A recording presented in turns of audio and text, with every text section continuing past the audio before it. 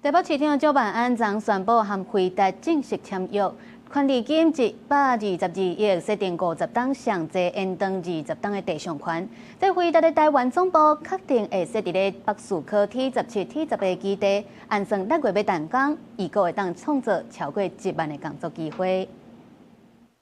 台北市政府和辉达正式完成签约。 登出手提地上权契约书的正本，经到台北都是辉达的家。台北市长蒋万安10日和辉达全球总税务长 Mark Stevenhouse 来签约。辉达的台湾总部正式确定会伫台北北树科 T17、T18基地，权利金是122亿，设定50年，加延长20年的地上权。辉达嘛展现对第一个海外总部的重视，伫起的阶段会开超过400亿。从新建到营运阶段，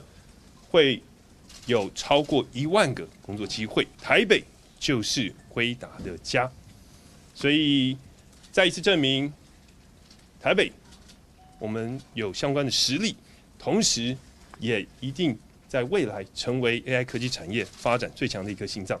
辉达拼上紧6月来动工，辉达执行长吴仁勋6月嘛要来参加台北国际电脑展，两个人敢会共台做伙动工。蒋万安表示讲是持续和吴仁勋在联络说明进度，希望会当做伙动工。另外，副市长李书川做辉达进驻台北的杀手，嘛伫签约完成了请示，争取国民党新北市长的提名。我还是谢谢这个市长给我这么大的授权，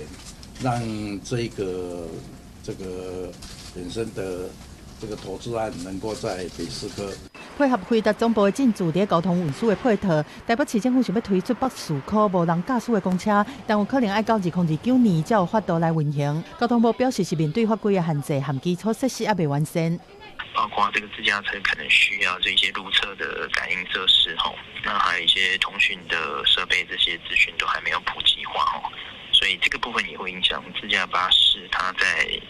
路上行驶的时候的一些判断跟应变的能力。交通局表示讲，商业模式是上困难的部分，业者要出资上亿来开发无人驾驶的技术，面对正大成本的压力，和严重张显无法度模拟台湾真实的路况，说到来爱和中央来建议修法，提出配套的方案。记者综合报道。